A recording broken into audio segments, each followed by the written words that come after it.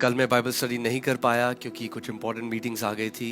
I had some important meetings yesterday, so I could not come for अब Bible आप study. जानते हैं कि हमारी बहुत सारे बड़ी मीटिंग्स होने वाली हैं You know, we have many big meetings coming up, और साथ में अब हम अपनी नई लैंड में भी काफ़ी तैयारी कर रहे हैं कि हम वहाँ पे कंस्ट्रक्शन जल्दी शुरू करेंगे। and we're also preparing for the new land's construction that we could start it soon. ये मेरा हृदय है कि मैं रोज़ आकर आपको वचन सिखाऊं, मगर काफ़ी चीज़ें पीछे हैं जो होनी ज़रूरी हैं। It is my heart that I come every day and give Bible study to you, but there are so many things in the background that are going on that are okay, important. सो हम लोग आज जो study है उसको continue करेंगे So we will continue the study today. और हम लोगों ने कैसे देखा था कि स्टीफनुस जो है वो एक गवाही दे रहा है, he is giving a testimony.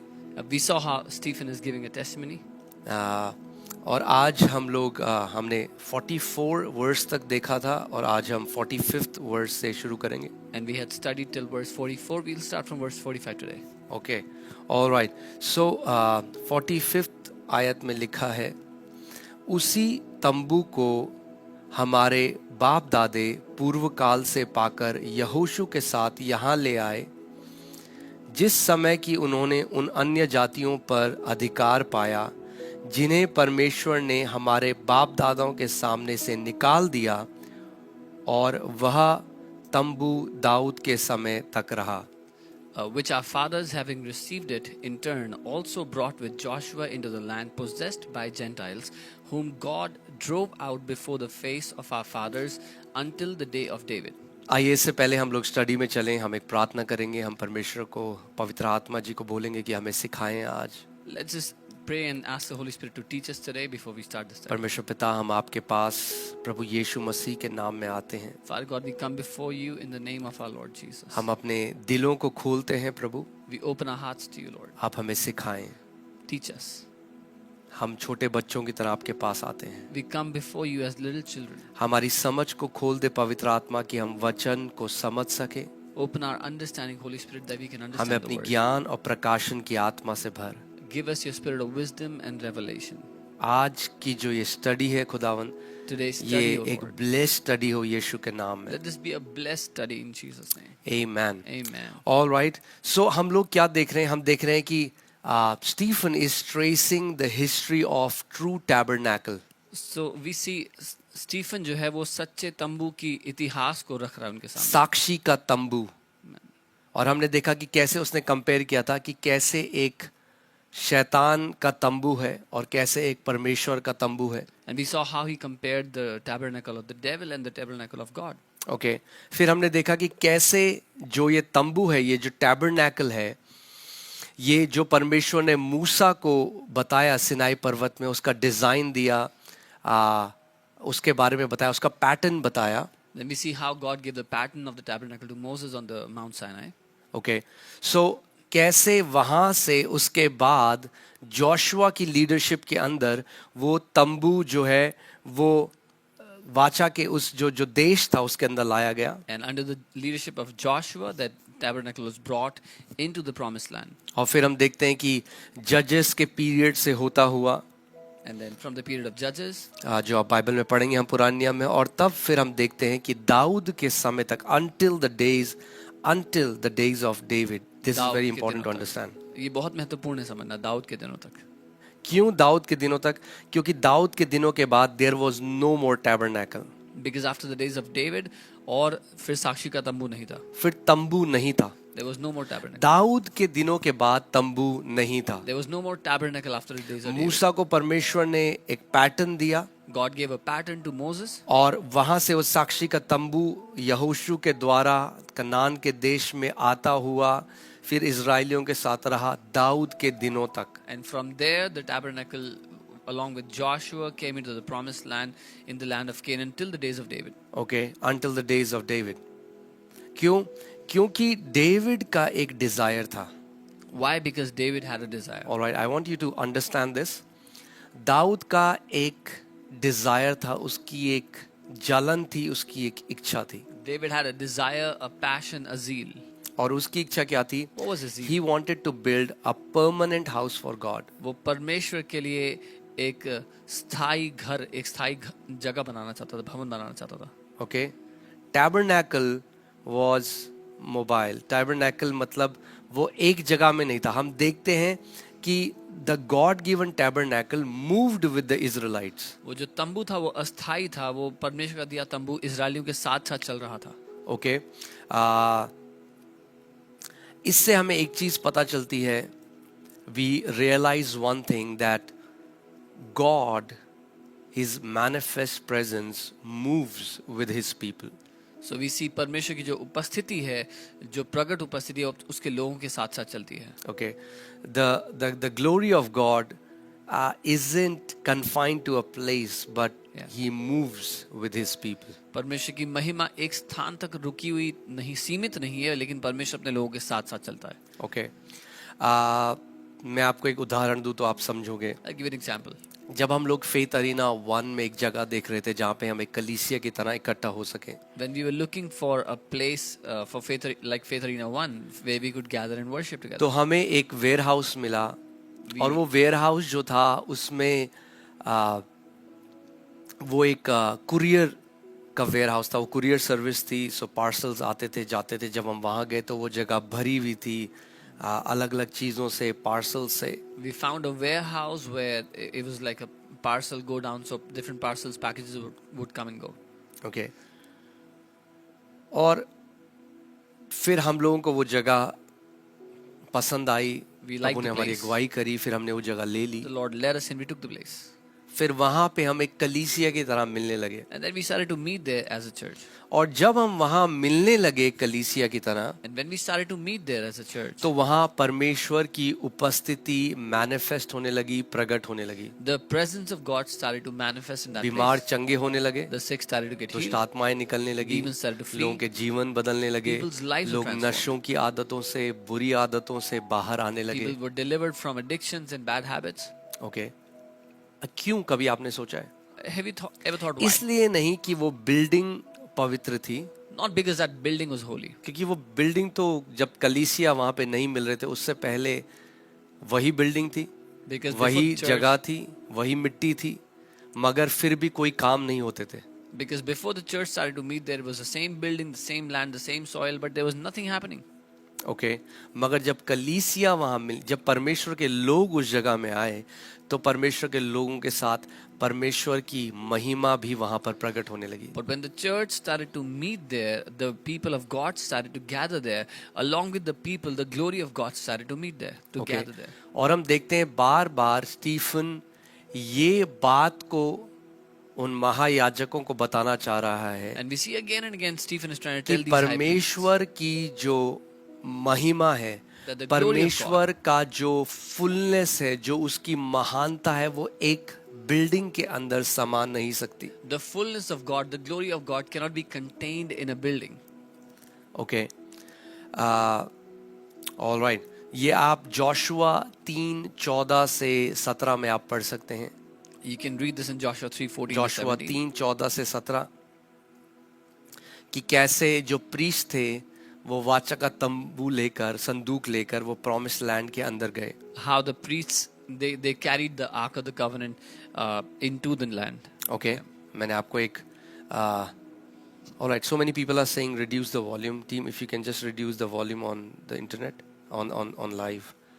Okay, alright, so keep it, yeah, just keep it barely there. Alright, फिर हम 46th में आते हैं. 46th verse में Then we come to verse 46. अभी क्या हमने देखा 45th में कि डेविड के दिनों तक who found favor before God, who found favor before God? David found favor before God. So Dawood ने परमेश्वर की दृष्टि में अनुग्रह पाया.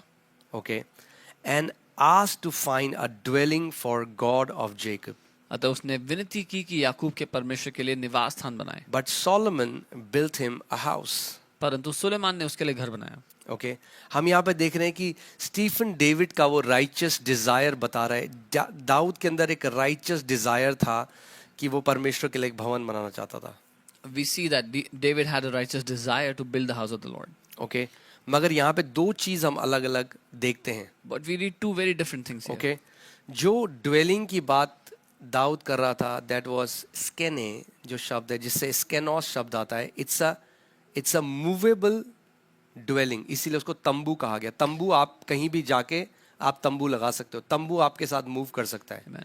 It was called a tabernacle because it was a moving presence. You could take the tabernacle wherever you went. Okay, but Solomon built him a house, लेकिन it's a Suleman ने permanent structure, Suleman ने उसके लिए घर बनाया, एक स्थायी घर दैट्स नेओस, ओके, दैट्स परमानेंट, जो कि स्थायी है। ओके।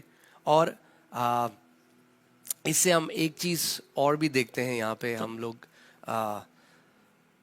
मगर उससे पहले मैं अगर आगे जाऊं, एक चीज जो मैं आप चाहता हूं कि आपका ध्यान में उस जगह ले जाऊं, One thing I want you to see here. Okay.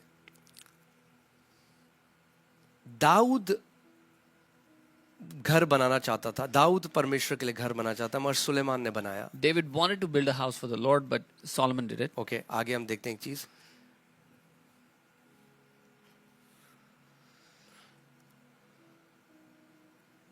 Okay okay, पहले मैं आपको एक चीज बताना चाहता हूँ इसमें। Let me tell you something first. मुझे पता है इसमें थोड़ा समय लगेगा, बट मैं चाहता हूँ कि आप, if you can just take out Hindi Bible, I will just, first Chronicles 28:3। पहला इतिहास उसका 28 और उसका 3। First Chronicles 28:3। ओके, यहाँ पे दाऊद कह रहा है, but God said to me, you shall not build a house for my name. परंतु परमेश्वर ने मुझसे कहा, तू मेरे नाम का भवन बनाने न पाएगा। Okay, you shall not build a house for my name, परमेश्वर ने दाऊद से कहा, तू मेरे नाम का भवन बनाने न पाएगा, तू नहीं बना पाएगा, because you have been a man of war क्योंकि तू युद्ध करने वाला है and you have shed much blood. और तूने बहुत लहू बहाया है। ओके, दाऊद जो एक आराधक था, David, who was a worshipper, Dawood जिसके अंदर बहुत ज़ील थी, एक जलन थी परमेश्वर का घर बनाने की, David who had a great zeal and passion to build God's मगर house. फिर भी परमेश्वर कह रहा है, तू मेरे लिए घर नहीं बना सकता And Dawood, yet the Lord says you will not be able to build a house because for you me, have been a man of war, क्योंकि तू युद्ध करने वाला एक मनुष्य रहा है और तूने बहुत लहू बहाया है। and you shed a lot of blood. एक दिन मैं अपने कमरे में था, मैं प्रार्थना कर रहा था, और प्रभु ने मैं एक दर्शन में बहुत सा लहू बहता हुआ मैंने देखा, कि जो मतलब फ्लोर में बहुत सारा ब्लड है, ब्लड शेड है। One day I was in my room and I was praying and I started to see a lot of blood shed on the floor in my room. और ये आयत मेरे पास आई परमेश्वर And ने this मुझे verse बताया। came to me from the Lord.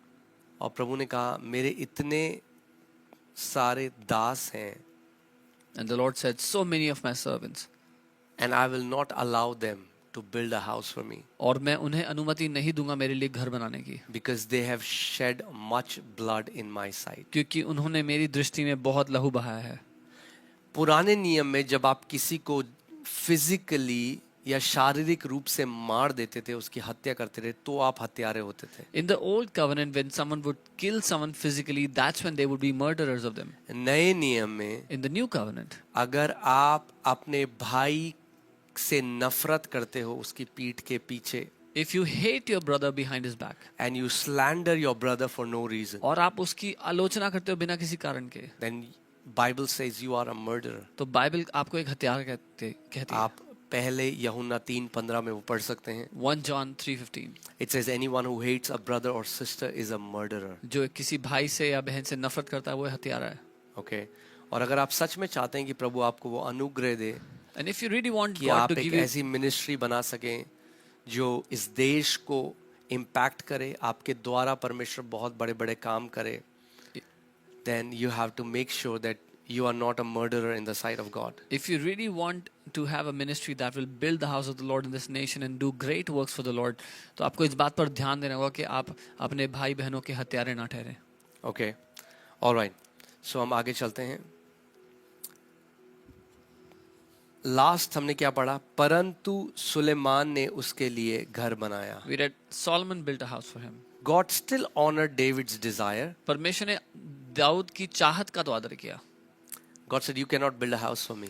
पर उसने कहा तू मेरे लिए घर नहीं बनाएगा, Your hands are filled with blood. तेरे हाथ लहू से भरे हैं। But because I love you, लेकिन क्योंकि मैं तुझसे प्यार करता हूँ, because you are a man after my own heart, क्योंकि तू मेरे दिल के अनुसार एक I व्यक्ति will है, allow your son to build it. Your son is going to fulfill that मैं तेरे desire. बेटे को वो अनुग्रह दूंगा कि वो मेरा घर बना पाए. Okay, next.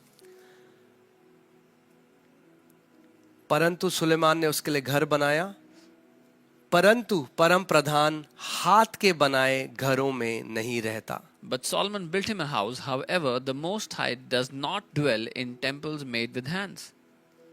परम प्रधान हाथ के बनाए घरों में नहीं रहता. Guys, can increase the volume. Everybody is writing the same comment. The Most High does not dwell in temples made with hands.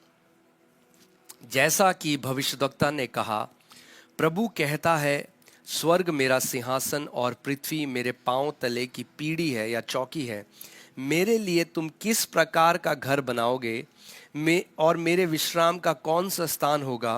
क्या ये सब वस्तुएं मेरे हाथ की बनाई नहीं? As the prophet says, heaven is my throne and the earth is my footstool.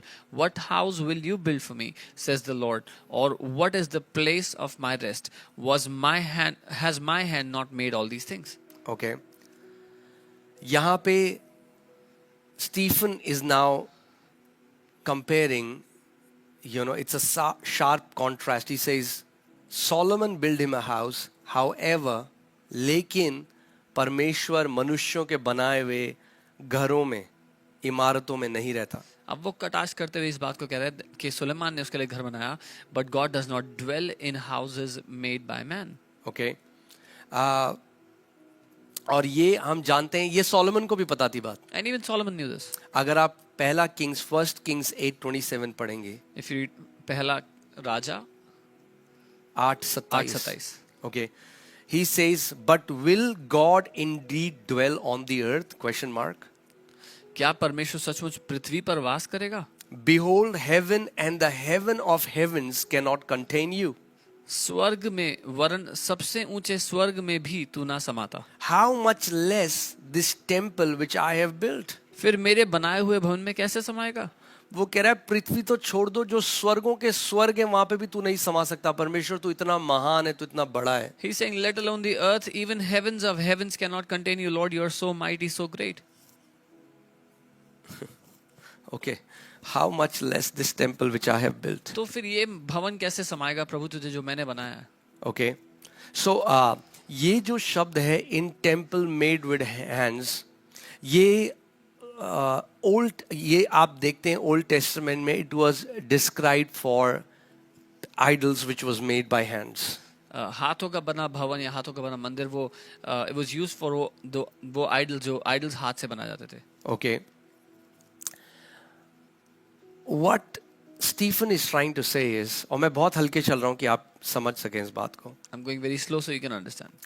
What Stephen is saying that the Sanhedrin's love for a physical building was dangerously close to idolatry.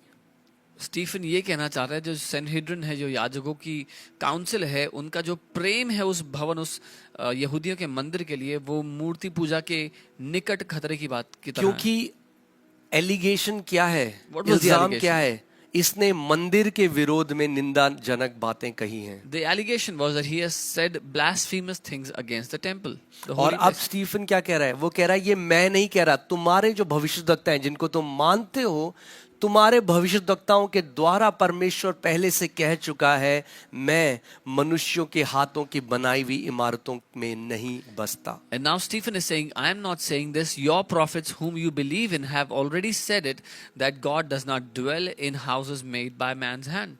Okay. जब आप इसको देखते हैं, जब हम इसको देखते हैं तो हमें समझ में आता है. सबसे पहली बात, वो आगे जैसे कहता है, as the prophet says, heaven is my throne and earth is my footstool. जैसे भविष्य वक्ता कहता है, स्वर्ग मेरा सिंहासन और पृथ्वी मेरे पांव की चौकी है. Okay. Throne represents the seat of power and authority and dominion. सिंहासन अधिकार, राज्य, सामर्थ्य को दर्शाता है, उसके सिंहासन को दर्शाता है. Okay. स्वर्ग में उसका सिंहासन है, यानी वो स्वर्ग से राज्य करता है, पृथ्वी से राज्य नहीं करता, स्वर्ग से राज्य करता है, क्योंकि सिंहासन स्वर्ग में है. The heaven is his throne because he does not rule from the earth, he rules from heaven. Okay.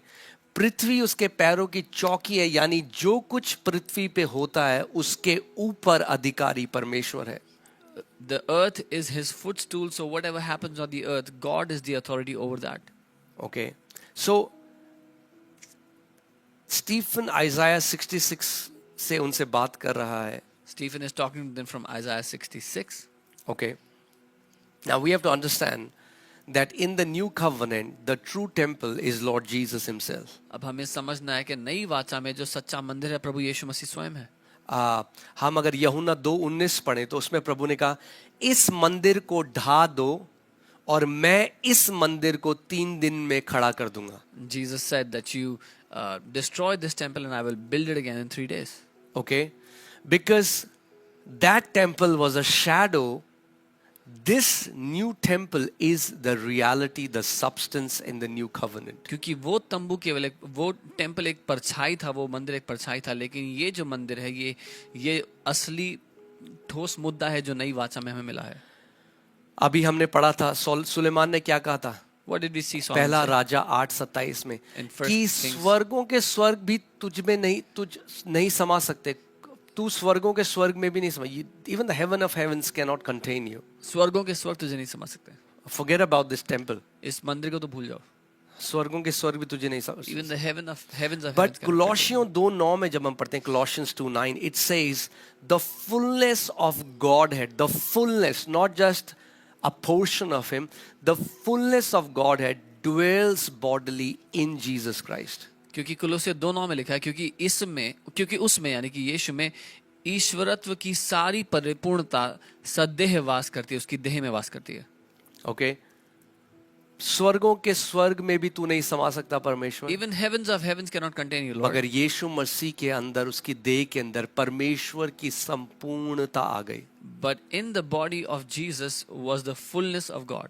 Okay, but now लेकिन अब you are joined to Jesus, आप मसीह के साथ जुड़ गए, and because he is the head और क्योंकि वो सर है and you are the body, और आप उसकी देह हो, now you also, we as a gathering have become the temple of God, the dwelling place of God. अब आप और हम साथ मिल करके परमेश्वर का भवन, उसका मंदिर है, साथ में उसके रहने का निवास स्थान है.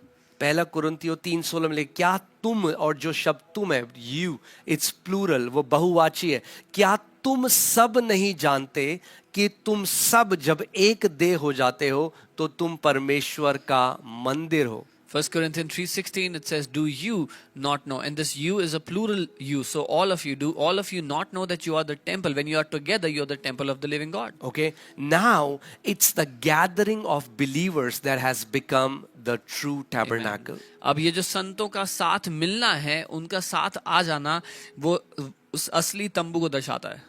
Okay, जो तंबू का वाचा का तंबू उनके साथ जा रहा था, अब हम जब विश्वासी लोग मिलते हैं एक साथ, ये तंबू का वाचा, this is the gathering, this is the tabernacle of God. The tabernacle of God that was moving with those Israelites, when we as believers come together, this is now the true tabernacle. Okay, Ephesians 2:22, क्या आप हिंदी में पढ़ सकते हैं? इफिसियों 2:22. Okay, I want you to hear it carefully. इफिसियों 2 उसकी 22वीं आयत, और यहाँ लिखा है, जिसमें तुम भी आत्मा के द्वारा परमेश्वर का निवास स्थान होने के लिए एक साथ बनाए जाते हो. Okay, English Bible says you being built together to become a dwelling in which God lives by his spirit. परमेश्वर मनुष्यों के हाथों के द्वारा बनाई गई इमारतों में नहीं रहता, मगर तुम जो एक आत्मिक कलीसिया हो, तुम साथ मिलकर बनाए जा रहे हो कि परमेश्वर तुम्हारे बीच में ड्वेल करे रहे. You are a spiritual gathering, a spiritual place where God dwells when all of you are together, built together. Okay, now hear this. सुनिए, इससे पहले मैं आगे जाऊं, I have to bring a balance. before I go ahead, क्योंकि हमने इतना ज्यादा सुना है, चर्च एक बिल्डिंग नहीं है, चर्च एक बिल्डिंग नहीं है, चर्च एक बिल्डिंग, और ये बिल्कुल सही बात है, यही मैं भी आपको सिखा रहा हूँ. we've heard, yeah, बिल्डिंग पवित्र नहीं है, बिल्डिंग में कुछ भी नहीं है. we've heard so much, church is not a building, church is not, and that's what I'm teaching you. अब हम जो इस बिल्डिंग में है, आप हर संडे जब भी यहाँ मीटिंग होती है, आप देखते हैं कैसे परमेश्वर बड़े बड़े काम करता है, बीमार ठीक होते हैं, लोग आजाद होते हैं. मगर जिस दिन कलीसिया यहाँ से बाहर चली जाएगी, ये फिर केवल एक पत्थर की इमारत है, ये एक सीमेंट की इमारत है, फिर इसमें कुछ भी नहीं. Every week when we gather here, God does mighty miracles when the church comes together in this building. But when the church goes out of this place, this is nothing more than a normal stone building. Okay. Now क्या होता है कि जब एक व्यक्ति एक सत्य को नहीं समझता अच्छे से, तो people react to a truth. But what happens is when people don't understand the truth correctly, वो प्रतिक्रिया करने लगते हैं उस सच के बारे में. ओके. सो कई लोग कहते हैं, अरे अब तो कलीसिया तो बिल्डिंग थोड़ा है, हम कलीसिया हैं, तो अब हम क्यों जाएं, हम क्यों मिले. So some people say church is not a building, so why should we go to church? Why should we meet? और उसके बाद आप ये विश्वासी देखते हो, ये अपने आप को जो गैदरिंग है, जो मिलना है संतों का, उससे अलग कर लेते हैं. And then you see these believers, they separate themselves from the gathering of the saints. हमने एक्ट्स में क्या देखा, What did way we see in सब Acts?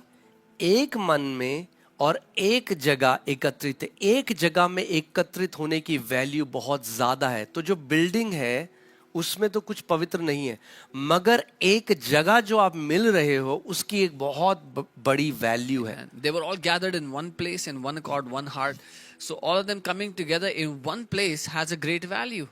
Okay, you have to understand that to forsake a gathering is it is not just to miss a meeting. ये सिर्फ एक सभा को मिस करने की बात नहीं है यहाँ पे कि आप नहीं आए एक सभा में. But when you decide to forsake the assembly of believers, लेकिन जब आप संतों की संगति में उठना बैठना छोड़ देते हो, it is like one decides to amputate themselves from the body. वो ऐसा है जैसे अपने आप को देह से काट के अलग कर देना. Okay, hear this. सुनिए, The church is both scattered, कलीसिया दोनों बिखरा हुआ okay, and gathered. और इकट्ठा. So we are gathered हम इकट्ठे होते हैं and then we are scattered to go into the world, और फिर हम अलग होके जाते हैं दुनिया में, and then we gather again. और फिर हम इकट्ठे होते हैं. And both are very important. और दोनों बहुत महत्वपूर्ण है. It's like breathing. वो सांस लेने जैसा है. अगर मैं आपसे पूछूं क्या जरूरी है, सांस अंदर लेना या सांस बाहर छोड़ना, क्या बोलोगे? If I ask you what is important, inhaling or exhaling? No, both are important. नहीं, दोनों महत्वपूर्ण है. In the same way, ठीक वैसे ही. it's come and see आओ और देखो and go and tell. और जाओ और बताओ.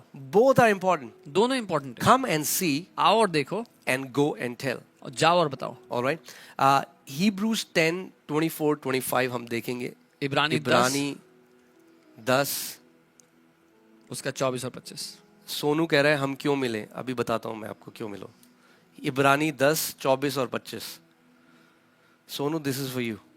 ये आपके लिए. And let us consider how we may spur one another on towards love and good deeds, not giving up meeting together as some are in the habit of doing. और Okay. प्रेम और भले कामों में उकसाने के लिए हम एक दूसरे की चिंता किया करें और एक दूसरे के साथ इकट्ठा होना ना छोड़ें, एक दूसरे के साथ इकट्ठा होना ना छोड़ें, जैसे कि कितनों की आदत है. रीति जैसे है. कि कितनों की आदत है. सो ये यही नहीं है, ये पुरानी कलीसिया में भी था. ऐसे लोग थे जिनकी आदत थी ना मिलना. They would despise the gathering of believers. This is not just here. पहले की कलीसिया में भी ऐसे लोग थे जो संतों की संगति को तुच्छ समझते थे, उसकी महत्वपूर्णता को नहीं जानते थे. But encourage one another all the more when you see the day coming. लेकिन एक दूसरे को समझाते रहो, प्रोत्साहित करते रहो, और जो जो उस दिन को निकट आते देखो त्यों त्यों और अधिक यह किया करो. Anup Jacob, is it same as gathering in the spirit? Were 120 gathering in the spirit or they were physically gathering? क्या वो 120 आत्मा में मिले थे या वो इकट्ठे एक जगह पे थे? Yes, when we are one heart, we are in one spirit, but physically gathering together is very important. जब हम एक मन होते हैं आत्मा में, वो बहुत महत्वपूर्ण है, लेकिन एक जगह इकट्ठा होना बहुत ज्यादा महत्वपूर्ण है. Okay? हम देखते हैं कि जब 3000 बच गए, हमने एक्ट्स में हम देखते आ रहे हैं 5000 बच गए, उन्होंने मिलना नहीं छोड़ा, उन्होंने साथ में कलीसिया की तरह मिलना नहीं छोड़ा. We see when 3,000 were saved and the 5,000 were saved, they did not forsake gathering together as a church. Amen. It's very important. Acts 2:42, they devoted themselves to apostles' teaching, to fellowship. ये बहुत महत्वपूर्ण है. उन्होंने अपने आप को लॉलीन कर दिया प्रेरितों की शिक्षा में. Okay, they devoted themselves. There was a level of commitment, their devotion. They devoted themselves. They were not casual believers. They decided, man, this is not a part of my life. This is now I'm the body of Christ. We gather together. उन्होंने समर्पित कर दिया अपने आप को, जो प्रेरित उनकी शिक्षा में उन्होंने कहा हम साथ मिलकर मसीह की देह हैं, उसको वो हल्का नहीं लिया उन्होंने. ओके यीशु मसीह ने मत्ती 18:20 में बोला, जहां 2 या 3 मेरे नाम से इकट्ठा होते हैं, where 2 or 3 are gathered, is that in the spirit or in the body? 2 या 3 इकट्ठे होते हैं जहां मेरे नाम से, यीशु ने कहा, क्या वो आत्मा में इकट्ठे होते हैं, शरीर में इकट्ठे होते हैं?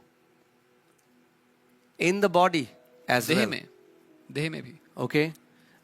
So watching church online isn't enough. क्या चर्च ऑनलाइन देख लेना काफी है? Watching church online is you get a teaching, but why don't you call your family, your friends, when you gather to see again, when you gather 2 or more, 2 से भी ज़्यादा हैं, that's enough. You are gathering together. There's a fellowship happening. It's not just me and my Jesus. We are gathering together. आप जब online जुड़ रहे हो church में, तो अपने परिवार और अपने साथ के लोगों को बुलाओ. जब 2 या 2 से ज़्यादा आप इकट्ठे होते हो, तो वो तो वहाँ पर जैसे यीशु ने कहा उसकी उपस्थिति है. Amen. God willing, we'll come to Nasik. Okay. All right. Where 2 or 3 are gathered in my name. जहाँ 2 या Hallelujah. 3 मेरे नाम से इकट्ठे हों. So hear this. सुनिए, I don't want you to see church just as a religious place. मैं नहीं चाहता आप चर्च को एक धार्मिक जगह की तरह देखो, See it as a family. एक परिवार की तरह देखो. बल्कि Okay? जब फैमिली एक मेंबर स्कूल जाता है या काम पे जाता है, तो वो गायब नहीं हो जाता, वो वापस घर आता है. when a family member goes to work or school, they don't disappear, they come back. You know, family is a place where we share meals, परिवार वो स्थान है जहाँ हम साथ में खाना we बांटते हैं, resolve conflicts, हम जो आपसी मुठभेड़ we है उसको encourage खत्म each करते हैं, other, एक दूसरे को प्रोत्साहित करते हैं, right? We love one another. एक दूसरे से प्यार करते हैं. Okay? ये कहना, I am a part of this family, so why do I have to come home? ये कहना कि मैं इस परिवार का हिस्सा हूँ, तो फिर घर आने की क्या जरूरत है? मैं हूं तो सही परिवार का हिस्सा, घर आके क्या करूंगा? I am a part of the family, why should I It come? is to miss the nature of family. वो परिवार का जो स्वभाव है उसको Okay? चूकने की बात है. When people say, I don't have to go to church. जब लोग कहते हैं मुझे चर्च जाने की जरूरत नहीं है, No. We gather. When we gather, then we are a church. नहीं, जब हम इकट्ठे होते So हैं I तब just हम wanted church to हैं. deal with this because there's an imbalance in the body. मैं चाहता हूँ इस बात को ठीक क्योंकि करना इतना चाहता हूँ लोगों ने क्योंकि- सुना है कि कलीसिया एक इमारत नहीं, जो बिल्कुल सही बात है. Yeah, when कलीसिया people एक say- इमारत नहीं. When people say the church is not a building, and that's true, the church is not a building. Okay. In the same way, ठीक वैसे ही school is not a building. School भी कोई building नहीं है, It's an institution. वो एक institution है. Okay? मगर क्योंकि अगर एक स्कूल बिल्डिंग नहीं, क्योंकि वही स्कूल की बिल्डिंग में अगर आप चले गए, अगर जब टीचर नहीं है, जब बच्चे नहीं है, तो आप कुछ नहीं सीख सकते वहां पे. Because if you go to the same school building when there are no teachers, no students, then there's nothing to learn there. Okay? School is also not building. School भी बिल्डिंग नहीं है. So does that mean we don't send our kids to a specific place to क्या learn? इसका ये मतलब अपने बच्चों को एक खास जगह ना भेजें सीखने के लिए? Okay, तो मैं चाहता हूँ कि हम लोगों की एक बैलेंस्ड अप्रोच हो. बिल्डिंग को जब हम छोड़ के दूसरी जगह चला जाएंगे, परमेश्वर की उपस्थिति भी चली जाएगी. मगर बार बार हम बाइबल में देखते हैं जहाँ उसके लोग एकत्रित होते हैं, वहाँ परमेश्वर अपनी महिमा को प्रकट करते हैं. When we leave a building and go to a new place, the presence of God will also leave this building and come to a new place with us. But it's important when we see in the word again and again that the people of God gathered in one place in the presence of God. Some people are saying that they meet and they watch church online. So what you can do is invite people. Come and see. That's the thing. Come and see.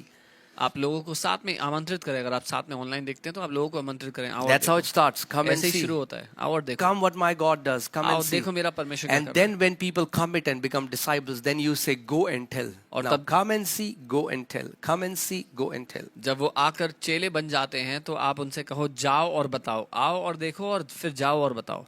Amen. All right. आगे हम चलते हैं. Okay. Just give me a second. So, heaven is my throne, earth is my footstool. What house will you build for me, says the Lord? Or what is the place of my rest? Has my hand not made all these things? प्रभु कहता है स्वर्ग मेरा सिंहासन और पृथ्वी मेरे पांव तले की पीढ़ी है. मेरे लिए तुम किस प्रकार का घर बनाओगे और मेरे विश्राम का कौन सा स्थान होगा?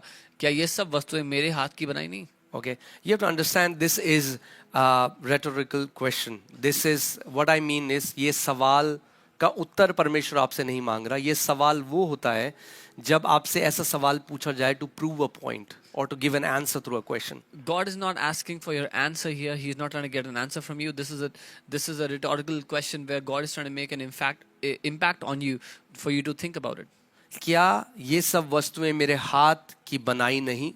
Are these things not made by my hands? और जवाब है हाँ प्रभु, And the answer is ये yes, Lord. सब चीजें तेरे हाथ की ही बनाई गई हैं. You have made all these things by your hands. जो मनुष्य आज जिसमें घमंड करता है, आज जो कंक्रीट के साथ, सरिये के साथ, मार्बल के साथ आज बड़ी बड़ी बिल्डिंग बनाती है, अरे वो मार्बल, वो कंक्रीट, वो लकड़ी, वो पत्थर, वो भी परमेश्वर के हाथ नहीं बनाया है. The houses we build with the marbles, the stones, all the things we gather to build a building and then take pride in it, all those things are made by God's hand. Okay, so the answer is yes, God. All these things are made by your hands. So उत्तर है हाँ प्रभु, ये सब आप ही के हाथों ने बनाया. Okay, now let's go to verse 51. 51. You stiff-necked and uncircumcised in heart and ears. हे हटीले और मन और कान के खतना रहित लोगों. Man, that's crazy. Okay. हम देखते हैं स्टीफन अब चला गया full blown confrontation में. Now Stephen has gone into full blown confrontation. वो कैसे अब्राहम के ऊपर जो परमेश्वर की महिमा प्रकट हुई मेसोपोटामिया, वहां से ले जाता हुआ पूरी चीजें उसने बताई और अब वो डायरेक्टली इनसे बात कर रहा है. Starting from Abraham in Mesopotamia and how the glory of God manifested on him and all the way, and now he's directly confronting them. You stiff-necked हठीले and uncircumcised in heart and ears. और मन और कान के खतना रहित लोगों. Okay, stiff-necked अगर आप देखोगे तो बार बार परमेश्वर इजराइलियों को जो विल्डरनेस में थे, जो इजराइलियों को परमेश्वर मिस्र से निकाल के लाया, उनको बार बार परमेश्वर स्टिफ नेक्ड बोलता था. God called the Israelites stiff-necked again and again, those who he brought out from Egypt into the wilderness. He kept on calling them stiff-necked people. Exodus 32:9. Let's read Exodus 32:9. निर्गमन 32 उसका 9. Okay, and the Lord said to Moses, परमेश्वर ने मूसा से कहा, The Lord said to Moses, I have seen this people, मैंने इन लोगों को देखा है and indeed they are a stiff-necked people. और सुन, वे हठीले हैं. परमेश्वर क्या कह रहा है?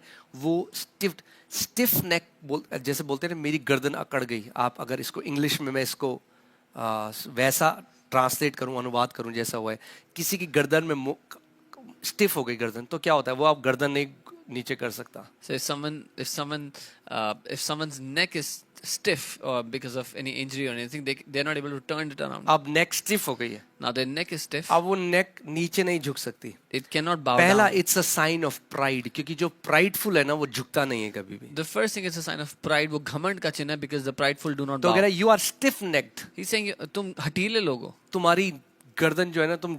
दूसरी बात, it's a picture in the Old Testament. It's a picture of a stubborn ox that refuses to bend down to receive the yoke from the master. वो एक हठीले, एक जिद्दी बैल को दर्शाता है जो सर नहीं झुकाता अपने मालिक से हल रखवाने के लिए. Okay, so अगर एक बैल है, वो अपनी गर्दन ऐसे करके रखता है और जो हल उसके ऊपर रखना है उसको रखने नहीं देता. It's a stiff neck. It represents, so stiff neck represents pride and rebellion. जो गर्दन अकड़ी हुई गर्दन है, वो घमंड को और बलवा करने को दर्शाता है. Okay, हम Exodus 33 उसकी 3rd verse को भी देखते हैं. Exodus 33, निर्गमन 33 उसकी तीसरी आयत. 33 verse 3. Here it says, go up to a land flowing with milk and honey, for I will not go up in your midst, परमेश्वर कह रहा है, lest I consume you on the way, for you are a stiff-necked people. तुम लोग उस देश को जाओ जिसमें दूध और मधु की धारा बहती है, परंतु तुम हठीले हो, इस कारण मैं तुम्हारे बीच में होके ना चलूंगा, ऐसा ना हो कि मैं मार्ग में तुम्हारा अंत कर डालूं. Okay, यीशु मसीह ने क्या कहा? Take my yoke upon you. Jesus से यीशु ने कहा मेरा जुआ जुआ, जो एक बैल उसके ऊपर जो जुआ लगता है, take my yoke upon you. मेरा जुआ तुम ले लो. आपको उसके लिए नम्र होना For पड़ेगा. that you have to be humble. Okay नम्रता के साथ ही आप यीशु को अपना जीवन देते हो। एक व्यक्ति जो बहुत घमंडी, जिससे बहुत ज्ञान है, आज दुनिया में बहुत सारे उसके टाइटल हैं, उसको बहुत लोग कहते हैं कि भैया इससे जैसा ज्ञानी। कई बारी ऐसे लोग क्या होते हैं, वो they become stiff necked because वो झुक नहीं सकते अब, क्योंकि घमंड ने उनको क्या कर दिया है, उनके अंदर वो ज्ञान उनके अंदर घमंड ले आया है। Only with humility you can receive from the Lord. There are some people who are so proud, so filled with pride because of their titles in the world and their knowledge that they possess. This knowledge has made them puffed up and prideful. Okay, actually Stephen is telling these esteemed religious leaders of Sanhedrin, Stephen ये जो बड़े आदरणीय लोग हैं सनहेड्रिन के, उनको सीधे सीधे बोल रहा है मुंह पे। ये बहुत बड़ी बेइज्जती है, this is a great insight because ये लोग व्यवस्था को अच्छी तरह जानते हैं। Because these people know the law ये वेल। जानते हैं कि परमेश्वर ने उन इजरायली के लिए क्या कहा, स्टिफ नेक्ड कहा। They knew that God called those Israelites stiff necked. और अब And now- स्टीफन मुंह पर इनको बोल रहा है कि तुम भी वही हो, तुम दूसरे नहीं हो, तुम्हारे बाप दादा जैसे थे ना stiff necked, you are the same stiff necked people. Stephen is calling them on their name. You are the same. जैसे तुम्हारे बाप दादा थे, as your forefathers were, तुम भी वैसे ही हठीले लोग हो। ओके अब हम आगे देखते हैं। आगे जो वो बोल रहा है वो और बढ़ जाएगा अब कॉन्फिडेंट, जो सत्य वो बोल रहा है। The truth he is speaking, the confrontation will go a notch higher. Okay कान के खतना रहित लोगों, uncircumcised in heart and ear. This Hindi Bible misses heart, that's very important. मन, अच्छा मन और कान, yes, uncircumcised in heart and ears. मन और कान के खतना रहित लोगों।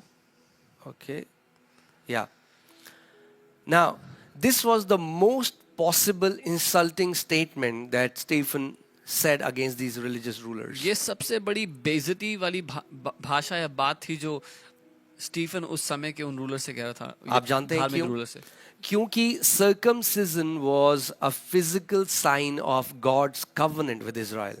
क्योंकि खतना परमेश्वर की वाचा का एक शारीरिक प्रमाण था, प्रकटीकरण था जो परमेश्वर की वाचा इजरायलियों के साथ थी उसका। ओके वो क्या कहना चाह रहा है उनसे? What वो he's ये नहीं trying कह to रहा tell यू आर अनसर्कमसाइज्ड, वो ये नहीं कह रहा तुम खतना रही तो, He's not वो कह रहा saying you are शरीर में तो uncircumcised. तुमने खतना करा लिया, He's saying you are circumcised in the flesh, मगर तुम्हारे दिल का खतना नहीं हुआ और तुम्हारे कान का खतना नहीं हुआ। but your heart is not circumcised, your ears are not circumcised. यानी वो कहना चाह रहा है तुम दिल से कठोर हो परमेश्वर के विरोध में और तुम्हारे कान उसकी आवाज को नहीं सुन सकते। He's saying your heart of hearts against God and your ears cannot hear him. अगर हम जेरेमाया 9:26, अगर आप जेरेमाया 9:26 पढ़ दीजिए एक बारी। If you read Jeremiah 9:26.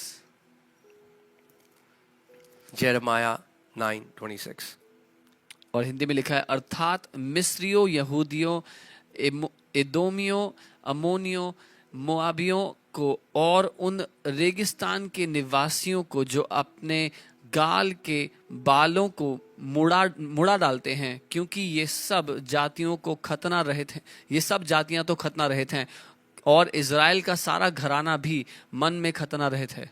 परमेश्वर क्या कह रहा है?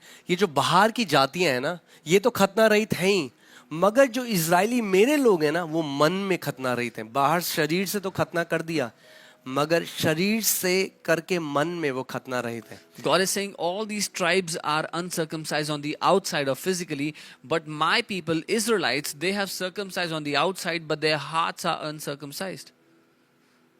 ये एक्चुअली स्टीफन क्या कहने की कोशिश कर रहा है उनको? What Stephen is trying to tell them, वो कह रहा है जो खतना रहित थे ना, उनको ये अशुद्ध मानते थे। जो यहूदी थे वो कहते थे जिनका खतना हो गया परमेश्वर के साथ, जिनका एक वाचा है, हम लोग शुद्ध हैं, परमेश्वर में ग्रहण योग्य हैं। जो जेंटाइल्स हैं, they are unclean.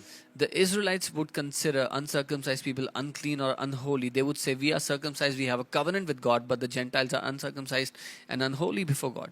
Okay, what Stephen is saying is Stephen ये कह रहा है that you guys have the outer appearance of religion, कि तुम्हारे पास बाहर से दिखाने को धर्म तो है, but inside you are no different than unclean Gentiles. लेकिन अंदर से तुम अपवित्र अन्य जातियों से अलग नहीं हो। Your hearts are close to God तुम्हारे दिल बंद पड़े हैं परमेश्वर के and लिए, your ears are deaf to His और truth. तुम्हारे कान बहरे हैं उसके सत्य के लिए। Oh man, that's what rebellion does. और ये है जो बलवा करता है. right?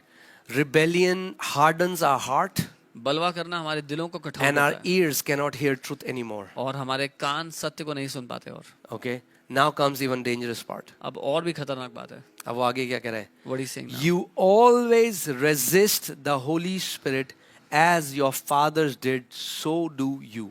तुम सदा पवित्र आत्मा का विरोध करते हो, जैसा तुम्हारे बाप दादे करते थे वैसे ही तुम भी करते हो. You always resist as your fathers did.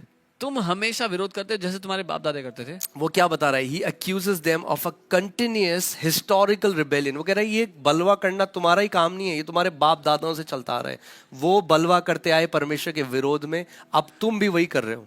He's saying your forefathers were rebelling against God and now you're doing the same thing. Oh man. If we learn something from this scripture, अगर हम इस वचन से कुछ सीख सकते हैं. okay, it is a warning against outside religiosity without an inward transformation. तो ये एक चेतावनी है बाहरी धार्मिक ढोंग के भीतरी बदलाव आए बिना. Okay, that means we can be baptized, मतलब हम बपतिस्मा लेने के we can बाद take भी communion, प्रभु भोज लेते हो we सकते can हैं. go and serve on Sundays, Sunday को जाके सेवा कर we can have the सकते हैं. perfect heart, perfect church attendance. सबसे अच्छी अटेंडेंस हो सकती है हमारी But चर्च if में. we have hard heart, लेकिन अगर दिल कठोर है and हमारा if we have ears that don't hear to the truth of God's voice, और अगर हमारे कान परमेश्वर के सत्य को नहीं सुनते we can be like these people तो हम इन लोग जैसे हो सकते हैं. with everything outside is perfect. बाहर से तो सब कुछ बढ़िया होगा. और यही प्रभु यीशु मसीह ने जब सदूसियों को बोला हाय तुम पर, क्योंकि तुम एक प्याले को बाहर से तो मांजते हो मगर अंदर से सब सड़ाहट है, अंदर से सड़ा हुआ है. When Jesus saw the Sadducees and Pharisees, he says, "Woe unto you, hypocrites, because on the outside you clean the vessel, but on the inside you're rotten." Okay, मगर वो कहता है अगर तुम अंदर से साफ करोगे And he said, "But if you clean on the outside, तुम बाहर से on भी the साफ हो inside, जाओगे. if you clean yourself on the inside, you'll be यानी- holy on the outside." हम बहुत जरूरी है अपने हृदय के ऊपर ध्यान देना. So it's very important to take care of your heart. Okay. All right. So the main question is, do I look like a believer? Is not the main question. तो मुख्य सवाल ये नहीं है कि मैं विश्वासी हो जैसा दिखता हूँ. The main question is my heart soft towards God? असली सवाल तो ये है कि क्या मेरा दिल परमेश्वर के लिए नम्र है, Are नरम my है? ears open to His voice? क्या मेरे कान खुले हैं उसकी आवाज के लिए? Do I welcome Spirit's conviction when He convicts me? जब आत्मा मेरे दिल में कोई बात सच्चाई रखता है तो क्या मैं उसके लिए खुला हूँ उसकी सत्य को ग्रहण करने Or के लिए? do I have stiff neck that I will not humble myself? या मैं हठीला हूँ कि मैं अपने आप को नम्र नहीं करता उसके सत्य के सामने. Okay. आगे हम चलते हैं. Let's move forward. All right. Which of the prophets did your fathers not persecute? भविष्यवक्ताओं में से किसको तुम्हारे बाप दादों ने नहीं सताया? Okay. And they killed those who foretold the coming of the just one. उन्होंने उस धर्मी के आगमन का पूर्व काल से संदेश देने वाले को मार डाला. Of whom you now have become betrayers and murderers. और अब तुम भी उसके पकड़वाने वाले और मार डालने वाले हुए. Okay. Now, Stephen is telling them, वो उनको कह रहा है, historically तुमने मुझे कटघरे में खड़ा किया है क्योंकि तुम सोचते हो कि मैं दोषी हूं, मगर तुम परमेश्वर के उस कटघरे में खड़े हो जहां तुम्हारे बाप दादा सारे भविष्यवक्ताओं को मारते आए हैं. Stephen is saying, you have made me stand in this court because you think I'm the culprit, but in the court of God, all of you are culprits because you have been killing his prophets. क्योंकि हमें समझना है कि ये पवित्र आत्मा से परिपूर्ण होके स्टीफन बोल रहा है. वो अपनी जेलसी नहीं निकाल रहा है इन लोगों के. वो ऐसा नहीं कि वो नाराज है इन लोगों से तो वो हार्ड बात बोलना चाहता है, इनको हर्ट करना चाहता है. नहीं, पवित्र आत्मा से परिपूर्ण होके भरकर पवित्र आत्मा उसके द्वारा ये बात बोल रहा है. You have to understand that Stephen doesn't hate them, that he is speaking from the Holy Spirit, that he is speaking the truth to them from being filled with the Holy Spirit.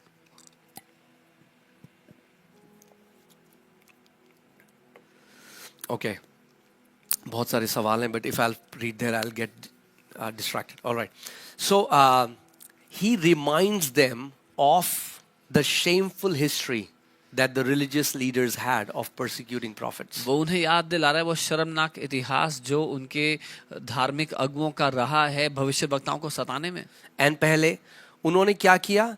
उन्होंने कहा कि तुमने क्या किया? They killed those who foretold the coming of just one. यानी वो कहते हैं कि उन भविष्यद्वक्ताओं को तो तुमने मार दिया जिसने मसीह के आने की भविष्यवाणी करी। उन भविष्यद्वक्ताओं तो तुमने मार दिया। You killed those prophets who prophesied about the coming of the Holy One.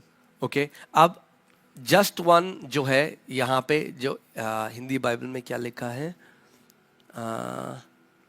धर्मी, या this was a title for messiah ये मसीहा के लिए अबाउट हिज परफेक्ट राइचियसनेस। उसकी सिद्ध धार्मिकता के बारे में। ओके, अब वो क्या कह रहा है? वो कह रहा है कि तुमने उसको तो तुमने उन सब भविष्यद्वक्ताओं को मार दिया जिसने मसीह के आने की भविष्यवाणी करी। अब वो कह रहा है वो तो तुम्हारे बाप दादाओं ने किया, मगर तुमने तो और बड़ा काम कर दिया। उन्होंने तो उसी को मारा था, भविष्यद्वक्ताओं को, जिसने मसीह के आने की भविष्यवाणी कर दी, मगर तुमने तो उस मसीह को मार दिया जिसकी भविष्यवाणी वो लोग कर रहे थे। Stephen is saying your forefathers, they killed the prophets who foretold of the coming of the just one, but you all are betrayers and murderers of the just one himself. Okay, you have become murderers and betrayers. तुम हत्यारे और पकड़वाने वाले, धोखा देने वाले बन गए उस धर्मी के, Okay, मसीह के। oh man, it's like wow, praise God. It's 54. 54। ये बातें सुनकर वे जल गए और उस पर दांत पीसने लगे। When they heard these things, they were cut to the heart and they gnashed at him with their teeth. आपको एक चीज समझनी पड़ेगी। You have to understand one thing.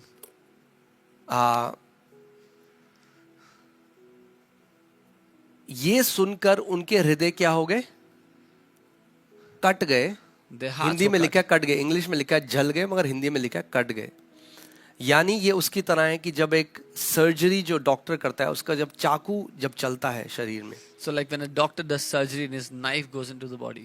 मैं आपको क्यों बता रहा हूं? Why am I telling this? कि अगर वो चाहते तो एक बहुत अच्छा आउटकम इससे आ सकता था। If they wanted, there could have been a very good outcome of this. प्रेरितों के कार्य 7:37 पढ़िए एक बारी। Let's Acts read 2:37। Acts 2 verse 37. तब सुनने वालों के हृदय छिद गए और वे पतरस और शेष प्रेरितों से पूछने लगे, हे भाइयों, हम क्या करें? सेम इन इंग्लिश में लिखता, दे वर कट इन देयर हार्ट्स। अंग्रेजी उनके में हृदय क्या हो गए? कट हो गए, छिद गए, मगर उन्होंने दांत नहीं पीसे। उनके साथ भी यही हुआ। जब पतरस ने उनको बोला कि तुमने उसको मार दिया, मसीह को, जो परमेश्वर ने जिसको आज खड़ा कर दिया, परमेश्वर प्रभु ने उसको जिंदा किया, उनके जब दिल छिद गए, तो अब उनका देखो, उनका एक रिस्पॉन्स क्या था? उन्होंने कहा अब हम क्या करें? या हिंदी में क्या लिखा है? अब हम क्या करें? अब हम क्या करें? What must we do to be saved? यहाँ पे इनका देखो, इनका प्रत्युत्तर क्या है? ये उस पर दांत पीसने लगे। So when Peter confronted the people and he said, "You killed the Holy One," they sighed and they said, "What should we do now?" They had a different response, and whereas these people, they were gnashing their teeth at him when the same thing happened when Stephen confronted them. These are the two reactions that we see. ये दो प्रत्युत्तर है जो हम देखते हैं। This word was supposed to lead them to repentance, इस वचन को उनको मन फिराव की ओर लेकर जाना चाहिए था, but it led to murderous rage. लेकिन उनको वो उस क्रोध में ले गया जो उनको हत्यारे बना दिया जिसने। Okay, जो सैनहेड्रिन का जो घमंड था ना, ये धार्मिक गुरुओं का, वो इतना महान था कि जब परमेश्वर की आत्मा के द्वारा स्टीफन आत्मा से भरकर उनको ये बात बता रहा है, नम्रता के साथ पश्चाताप की ओर जाने के बजाय वो लोग मर्डर करने को, वो लोग जलन से, वो लोग गुस्से से भर गए, दांत पीसने लगे। The pride of Sanhedrin was so much, so high that when Stephen, full of the Holy Spirit, is confronting them, instead of repenting in their hearts, instead of changing the way they thought, they are now filled with rage and anger and want to be murderers now. Okay. All right. Yeah, I missed 53. Somebody, yes. 53 हमने miss कर दिया. All right. So, तुमने स्वर्गदूतों के द्वारा ठहराई हुई व्यवस्था तो पाई, पर उसका पालन नहीं किया. You who have received the law by the direction of angels, but have not kept it. Okay. Now, you have to understand that ये वो फिर से साइनाई की बात कर रहा है, जो मूसा को व्यवस्था दी गई. This again, he's talking about Sinai, the law that was given to Moses. Okay. Now, हम देखते हैं Stephen has systematically dismantled their self-righteousness. Stephen ने एक एक एक करके क्रम के बाद करते करते उनकी पूरी जो खुद की बनाई हुई धार्मिकता उसको नाश कर दिया। फर्स्ट देयर लैंड, पहले उनकी भूमि को, देन देयर टेम्पल, उनके मंदिर को, देन देयर एंसेस्ट्री, उनके बाप दादाओं की जो एंड घमंड था नाउ उनका। He said law. और अब वो कहते कह रहा है व्यवस्था। तुमने स्वर्गदूतों के द्वारा तुम्हें व्यवस्था दी गई, He said the angels gave you the law, मगर तुमने उसका पालन नहीं किया। but you did not keep it. ये गाली थी सदूसियों फरीसियों के लिए, क्योंकि उनको लगता था व्यवस्था की को मानने वाला अगर कोई है तो हम है। This was the greatest insult to them because they thought they were the people who obeyed the law, who kept the If law. we see what Stephen is doing, his Holy Spirit through him is dismantling every pillar of their self-righteousness, one after the अगर हम bam, देखें कि bam, Stephen bam. क्या कर रहा है, पवित्र आत्मा स्टीफन के द्वारा एक एक करके वो सारे स्तंभ गिरा रहा है जो उनके खुद की बनाई हुई धार्मिकता के हैं। Okay, 54 में मैंने आपको बताया कि कैसे उनका रिएक्शन था। I told इससे you the हमें एक reaction. और पता चलता है कि a soft heart From this we know एक नरम दिल and a hard heart और एक कठोर दिल will have a complete different response to the word of the Lord. दोनों का बहुत ही अलग जवाब होगा परमेश्वर के प्रति। ओके दोनों का अलग जवाब होगा।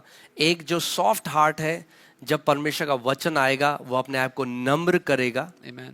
A और soft heart. अगर हार्ड हार्ट है, घमंड से भरा हुआ है, तो वो गुस्से से भर जाएगा। A soft heart will humble himself when they receive the word, and a prideful heart, a hard heart, will be filled with anger and rage, and will be filled with pride. हमारे लिए ये सवाल है सोचने का, That's the question for us. what happens when God's truth cuts my heart? How do I respond? क्या होता है जब परमेश्वर का सत्य मेरे दिल को छेद देता है, मेरे दिल को काट देता है? If there is a hard thing that I hear from the word, अगर मैं वचन से एक कठोर बात सुनता हूँ, or if God reveals an area where my attitude was not right, या फिर अगर परमेश्वर एक ऐसे क्षेत्र को मुझ पर दर्शाता है जहाँ पर मेरा रवैया सही नहीं था, तो हम क्या करते हैं? हमारा we do? प्रत्युत्तर क्या होता है? what is our answer? Okay, all right, let's go to verse 55. परंतु उसने पवित्र आत्मा से परिपूर्ण होकर, मैं आपको क्या बताता, ये स्टीफन अपनी तरफ से नहीं बोल रहा, all of that he was filled with the Holi spirit. I'm telling you, Stephen is not saying this out of his own. वो पवित्र आत्मा से भर के बोल रहा है। मगर परंतु उसने पवित्र आत्मा से परिपूर्ण होकर स्वर्ग की ओर देखा और परमेश्वर की महिमा को और यीशु को परमेश्वर के दाहिने ओर खड़ा हुआ देखकर कहा, देखो मैं स्वर्ग को खुला हुआ और मनुष्य के पुत्र को परमेश्वर के दाहिनी ओर खड़ा हुआ देखता हूँ। But he, being full of the Holy Spirit, gazed into heaven and saw the glory of God, and Jesus standing at the right hand of God, and said, Look, I see the heavens opened, and the Son of Man standing at the right hand of God. अब अगर आप नए नियम में बार बार इसको पढ़ते हैं, जो रिजरेक्टेड, जो पुनरुत्थानित प्रभु यीशु मसीह है, आप बार बार बाइबल ये बताती है कि वो परमेश्वर के दाहिने हाथ में क्या है? बैठा है, खड़ा नहीं है, बैठा है। आप इब्रानी 1:3, इब्रानी 10:12 में पढ़ सकते हैं that he is seated at the right hand of the Father. Every time you read about the resurrected Lord Jesus in the new covenant, it says वो पिता के दाहिने हाथ बैठा हुआ है. He is seated at the right hand of God. Okay, so which means his redemptive work is complete. इसका मतलब उसका छुटकारा देने का जो काम है वो खत्म हो मगर गया. जब आत्मा से भर कर स्टीफन स्वर्ग की तरफ देख रहा है, तो प्रभु यीशु मसीह को पिता के दाहिने हाथ खड़ा हुआ देख रहा है। But when Stephen is full of the Holy Spirit and he sees in heaven, he sees the Lord Jesus standing at the right hand of the Father. Why? क्यों? This vision is so powerful. ये दर्शन इतना महत्वपूर्ण है, इतना शक्तिशाली है. You know, standing signifies one, that Jesus is his readiness to receive his servant. यीशु का खड़ा होना दर्शाता है, पहला कि वो अपने सेवक को ग्रहण करने के लिए तैयार है. Second, that he is दूसरा, ready to welcome him. उनका स्वागत करने को तैयार है. And third, तीसरा, Jesus honors what is about to happen. यीशु आदर करते हैं उस बात का जो होने वाली है. Okay, you know, imagine what is about to happen is so कल्पना करें. powerful that Jesus is standing from his throne. जो होने वाला है वो इतना शक्तिशाली है कि यीशु अपने सिंहासन से खड़े हुए हैं. All right, आगे हम देखते हैं। वो कह रहा let's है, see. खड़ा हुआ देखकर कहा, देखो मैं स्वर्ग को खुला हुआ और मनुष्य के पुत्र को परमेश्वर के दाहिनी ओर खड़ा हुआ He देखता said, हूँ। Look, I see the heavens open and the Son of Man standing at the right hand of Son God. of Man standing at the right hand of God. मनुष्य का पुत्र परमेश्वर के दाहिने हाथ खड़ा है. अब उससे पहले उसने क्या कहा था? What did he say before that? Jesus standing at the right hand of God. यीशु परमेश्वर के दाहिने हाथ खड़े हैं. फिर उसने अगले वर्ष में क्या बोला? Son of Man standing at the right hand of God. In the next verse he said मनुष्य का हिंदी में पुत्र लिखा है परमेश्वर के यीशु दाहिने को परमेश्वर के दाहिनी ओर खड़ा हुआ देखा. फिर नीचे कह रहा है मनुष्य के पुत्र को परमेश्वर के. What he is saying is that वो ये कह रहा है. Jesus is the Son of Man. वो ये कह रहा है यीशु मनुष्य का पुत्र है. जिसको सुन के ये लोग पागल हो जाएंगे अभी. Hearing आगे हम this, देखेंगे. they will go crazy. Okay मगर ये सन ऑफ मैन में ऐसी क्या बात है कि क्यों वो इतने पागल हो गए इसको सुन के? But what is there in Son of Man that they went mad when they heard this? Okay हम देखते हैं मत्ती 24 मैथ्यू 24 63 वर्स में जब हम देखते हैं कि महायाजक जो है वो प्रभु यीशु मसीह को कहता है अगर तू परमेश्वर का पुत्र है, अगर तू मसीह है तो मैं तुझे परमेश्वर की ये प्रतिज्ञा दिलाकर, ओथ दिलाकर तुझे फोर्स करता हूं, तू बता हमें अगर तू परमेश्वर का बेटा है और तू अगर मसीह है तो. So the high priest says, I give you the oath of God. If you are the Messiah, tell us if you are the one. Okay so और 64 आयत अगर आप पढ़ेंगे मैथ्यू 26:64 आप एक बार पढ़ दीजिए. 64 और 65 हिंदी में. मत्ती 26 उसका 64 और 65 हिंदी में यहाँ लिखा है. यीशु ने उससे कहा, यीशु ने उस महायाजक से कहा तूने आप ही कह दिया, वरन मैं तुमसे यह भी कहता हूं कि अब से तुम मनुष्य के पुत्र को सर्वशक्तिमान के दाहिनी ओर बैठे. ओके तुम अब से मनुष्य के पुत्र को सर्वशक्तिमान के दाहिनी ओर बैठे और आकाश के बादलों पर आते देखोगे. और आकाश के बादलों में आते हुए देखोगे. इस पर महायाजक ने अपने वस्त्र फाड़े. उन्होंने क्या किया? वस्त्र फाड़ दिए जब ये सुना और कहा इसने परमेश्वर की निंदा की है. इसने परमेश्वर की निंदा करी. क्यों? क्योंकि इसने अपने आप को परमेश्वर के समान दिखा दिया. या आगे अब गवाहों की क्या प्रयोजन? देखो तुमने अभी यह निंदा सुनी है. अब एक बात बताइए. जब प्रभु यीशु मसीह ने कहा सन ऑफ मैन और उन्होंने अपने कपड़े फाड़ दिए, वो जानते थे प्रभु क्या एक भविष्यवाणी कोट कर रहा है दानियल की पुस्तक से. जब यीशु ने कहा मनुष्य का पुत्र, they knew the prophecy Jesus was quoting from Daniel's book. Okay, let's go to Daniel 7:13 to 14. Daniel 7. If you can read that in Hindi, आप हिंदी में पढ़ दीजिए. दानियल 7:13 और 14.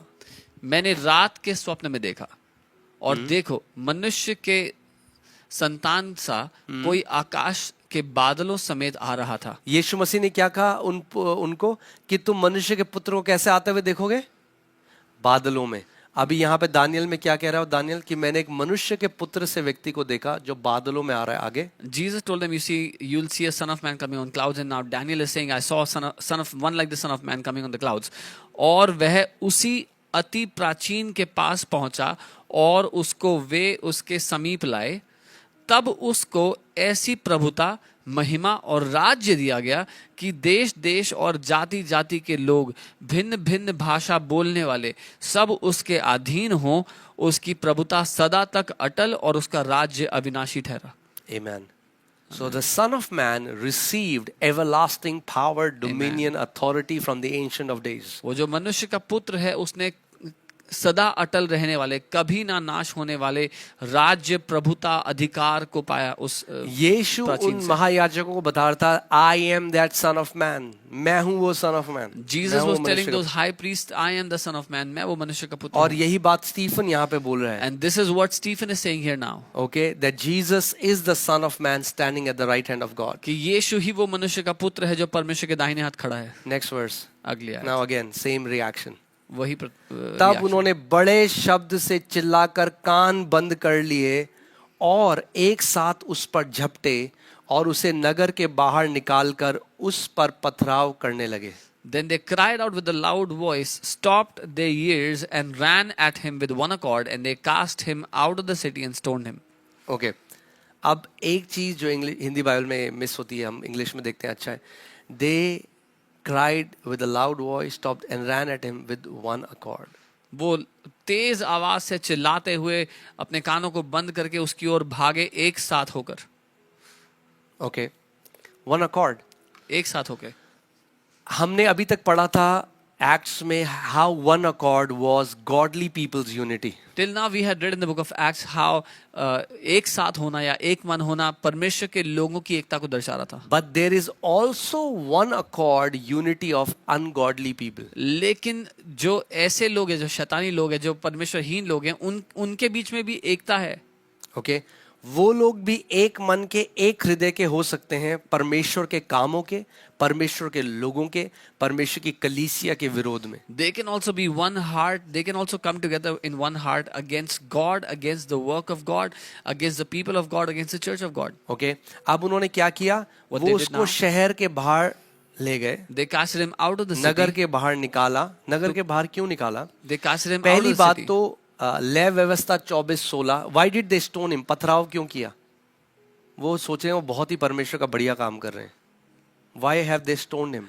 क्यों उस पे पथराव किया? लेविटिकस 24:16 अगर आप पढ़ेंगे, ले व्यवस्था 24 उसके 16 में ऐसा लिखा है, यहोवा के नाम की निंदा करने वाला निश्चय मार डाला जाए, सारी मंडली के लोग निश्चय उस पर पथराव करें, चाहे देशी हो या परदेशी, यदि कोई उस नाम की निंदा करे तो वह मार डाला जाए। वो क्यों मार रहे हैं अब स्टीफन को? क्योंकि Why उन्हें they- क्या लग रहा है, इसने क्या किया है? इसने परमेश्वर के नाम की निंदा करी है। He has blasphemed the name of the Lord. Why are असली they- में निंदा कौन है? निंदा करने वाले कौन है? ये लोग हैं। Why are they killing Stephen? Because they believe that Stephen has blasphemed the name of God. But who are the real blasphemers? These people. और 14वीं आयत में अगर आप पढ़ेंगे तो उसमें लिखा है कैंप के बाहर ले जाके मारो, मगर वो इंपॉर्टेंट नहीं है अभी। But think about this, this is what spiritual blindness does to people. ये है जो आत्मिक अंधापन करता है लोगों के साथ। This is what spiritual zeal without the compassion and love does to people. जब लोगों में जलन तो है आत्मिक, लेकिन प्रेम नहीं है, जब दूसरों पर दया नहीं है, they are thinking they are defending God's honour. उनको लग रहा है वो परमेश्वर के आदर की रक्षा कर रहे हैं। हाँ, उनको लग रहा है कि परमेश्वर का जो काम है भैया, हम काम उसका बचा रहे हैं, हम उसका आदर बचा रहे हैं, इससे तो परमेश्वर के खिलाफ निंदा करिए तो उसको पत्थर मार के मार रहे They हैं। are thinking we are protecting God's work, we are protecting God, he is blaspheming against God, let's kill him, stone him. In fact, बल्कि they are resisting Holy Spirit by killing a faithful witness of God. असल में वो पवित्र आत्मा का विरोध कर रहे हैं एक सच्चे विश्वास योग्य गवाह को मारकर। Amen. So we see that आज भी हम कई लोगों को देखते हैं, Even today we see many उनको people. लगता है कि मैं आज YouTube में जाऊंगा, किसी के लिए भी वीडियो बनाऊंगा, उन परमेश्वर के दासों के लिए उल्टा सीधा बोलूंगा जिन्होंने अपना पूरा जीवन प्रभु को दे दिया है, Yeah.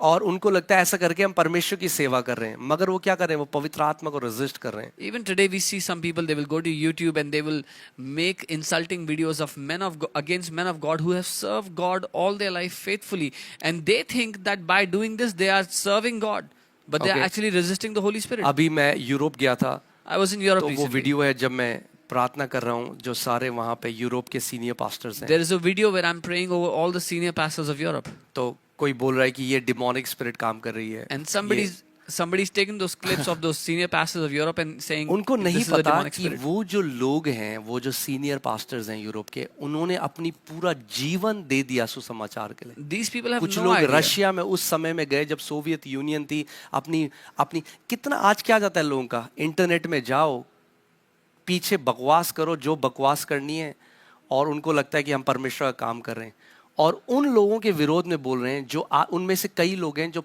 70 साल से ऊपर के हैं। अब मैंने उनके साथ बैठ के उनकी कहानियां सुनी हैं, उन्होंने अपना पूरा जीवन सुसमाचार के लिए दे दिया। एक वीडियो देखकर न्यायी बनकर बोल दिया, अरे ये तो सब दुष्ट आत्मा से भरे हुए हैं। And these people, क्यों? they, क्योंकि आज को परमेश्वर का भय नहीं है। and these people, they will take a video and just blabber whatever they want to blabber about men of God, people who have served God all their life. One of those pastors went to Russia when it was Soviet Union. Not and just these- one, I mean like many of them. and they have served God उन्होंने faithfully हजारों all church their life. Establish करी हैं Europe में। ये They've वो लोग established हैं।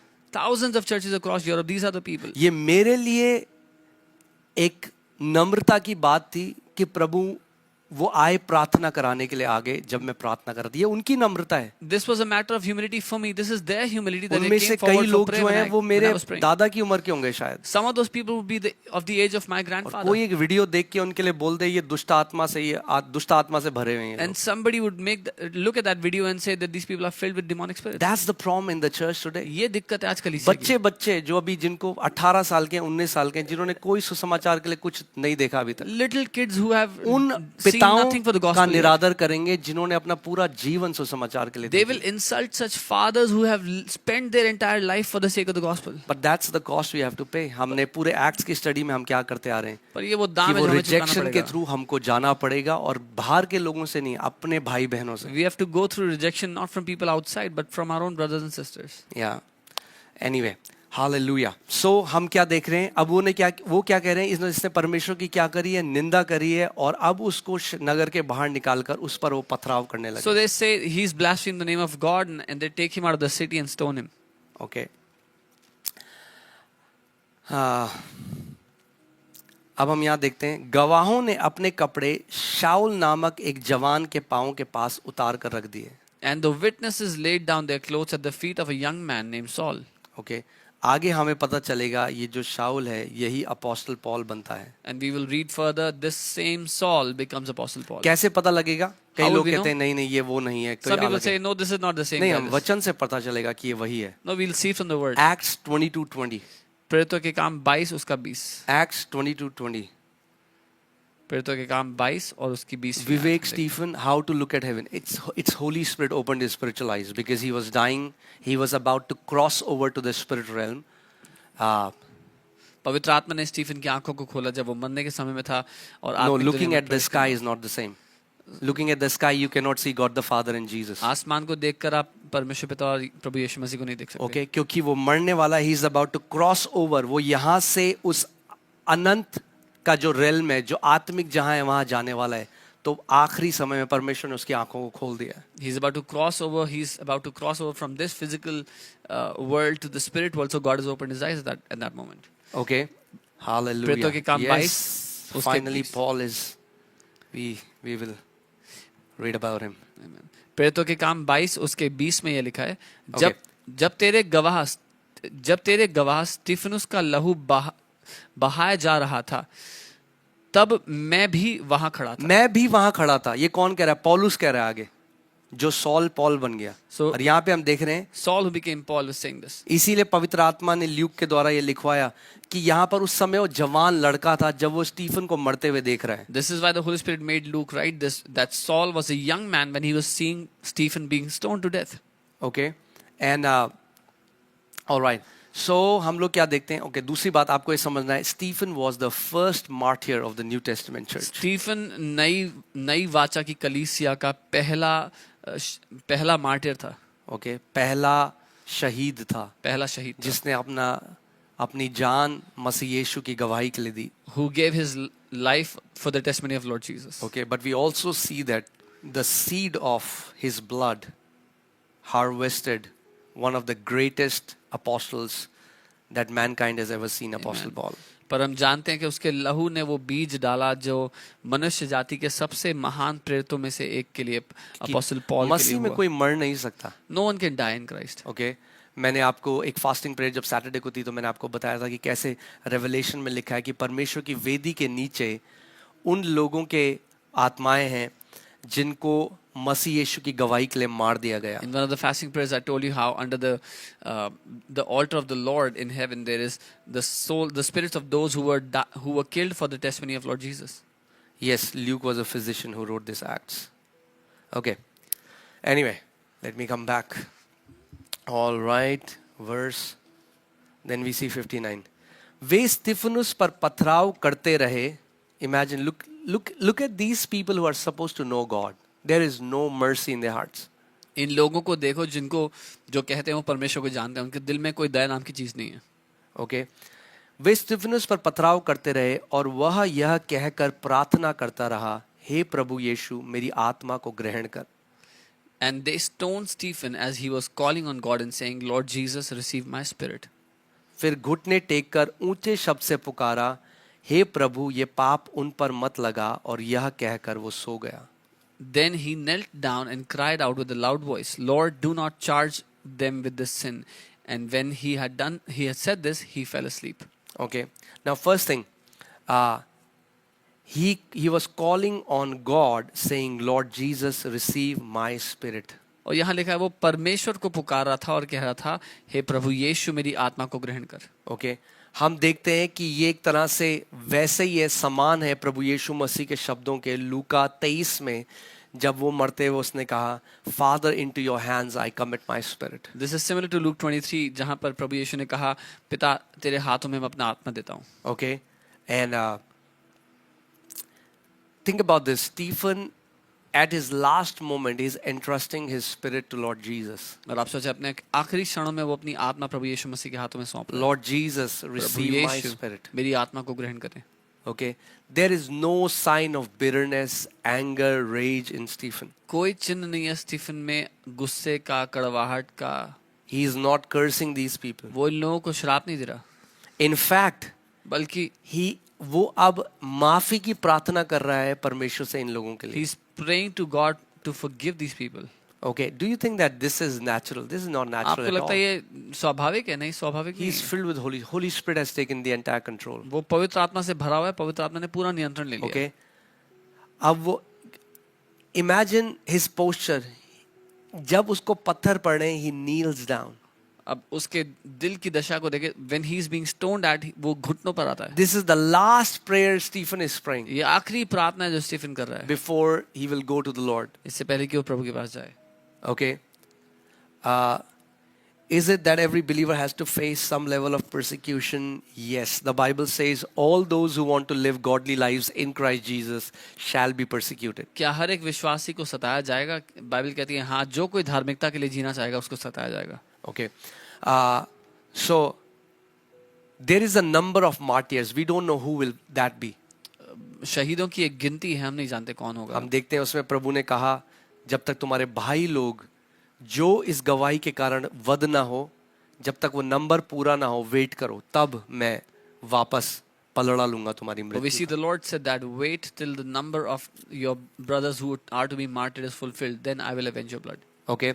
Now, जब हम ये स्टीफन के बारे में पढ़ते हैं, what does that tell us? When we read this about Stephen, हमें क्या Man, we मालूम have होता to है live with the perspective of eternity. कि हमें अनंत के दृष्टिकोण के साथ जीना जरूरी है. Okay. हाँ, स्टीफन बहुत जवानी में चला गया. Yes, Stephen went back in a young age. But now imagine he is a hero for eternity. पर अब कल्पना करें वो अनंत के लिए हीरो है. Okay. There are some people who have died at 90, कुछ लोग 90 की उम्र में मरे, but they lived a terrible life. लेकिन एक बहुत ही बेहाल जीवन जिया. Okay. But what Stephen did, even though he was martyred, लेकिन स्टीफन जबकि वो शहीद his हुआ, story will never ever change till तो eternity. भी उसकी कहानी अनंत तक कभी ना बदलेगी. Okay. Yeah, he's a great saint, a hero वो एक महान संत है, एक in हीरो the है. hall of fame in heaven. स्वर्ग में जो हॉल ऑफ फेम है उसमें He's a hero. वो एक हीरो है. Amen. Amen. All right. Many questions. Okay, let me just finish this first. All right. So अब हम देखते हैं लास्ट प्रार्थना जो वो कर रहा है, वो कह रहा है, हे प्रभु यह पाप उन पर मत लगा. Do not charge them with this sin. और the last prayer he is doing is saying, Lord, do not charge them with this sin. You know, this is the pinnacle of Christ-like character. ये मसीह के समान चरित्र की सबसे ज्यादा ऊंचाई है. Because this is the exact prayer Jesus did on the cross. Because ये ही हूबहू यही प्रार्थना प्रभु यीशु ने क्रूस पे की थी. Father, forgive them for they do not know what they do. पिता इन्हें क्षमा कर क्योंकि ये नहीं जानते क्या कर रहे हैं. Okay? To pray for the forgiveness of your own murderer is supernatural. It's not natural at all. अपने खुद के हत्यारों की क्षमा के लिए प्रार्थना करना अलौकिक है, ये स्वाभाविक नहीं है. Okay? This is the evidence that Stephen was completely under the control of the Holy Spirit. ये सबूत है कि स्टीफन पूरी तरह पवित्र आत्मा के अधीन था. Okay? Is Charlie Kirk also a martyr? I am not God, so I don't know. क्या चार्ली का मार्टिर है? मैं नहीं जानता. Who is martyr and who is not martyr, we don't know. But we know that he was boldly preaching the gospel. कौन martyr है कौन नहीं हमें नहीं पता, लेकिन इतना पता है कि चार्ली का सुसमाचार प्रचार करते हैं. पतरस ने जब यूहन्ना को आते हुए देखा तो उसने यीशु से कहा, इसके साथ क्या होगा? यीशु ने कहा, तू अपनी रेस पे ध्यान दे, दूसरे के साथ क्या होगा. obviously we sympathize with what has happened, but what we are saying is we don't know. There are so many things we don't know, but we will run our race. When Peter saw John coming, he asked Jesus, "What will happen to John?" And Jesus said, "You focus on your race. हम अपनी दौड़ पर ध्यान देंगे, दूसरे के साथ क्या होगा हमें नहीं पता." Okay. Uh, okay. बहुत सारे सवाल हैं, 1 घंटे और लग जाएगा अगर we have to go through that. But hallelujah. Kevin, if you want to be filled with the Holy Spirit, be filled with the Word, pray in the Spirit, okay, be in the fellowship of believers. That's not difficult. अगर आप आत्मा से भरे रहना चाहते हो Kevin, तो वचन से भरे रहो, अन्य भाषा में प्रार्थना करो, विश्वासियों की संगति में रहो, ये मुश्किल नहीं है. Coming to New Delhi for the very first time on 12th, you are most welcome. We आपका welcome you. स्वागत है, आप दिल्ली पहली बार आ रहे हैं. Okay.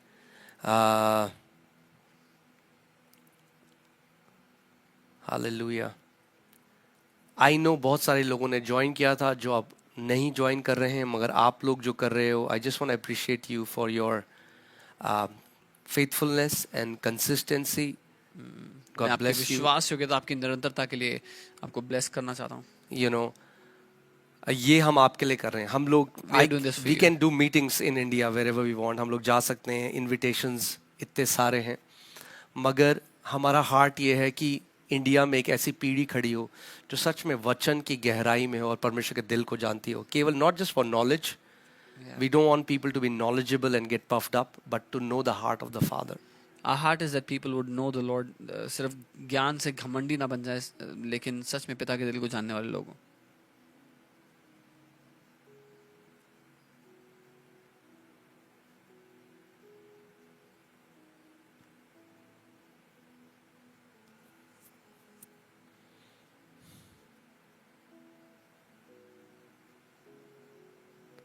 Okay.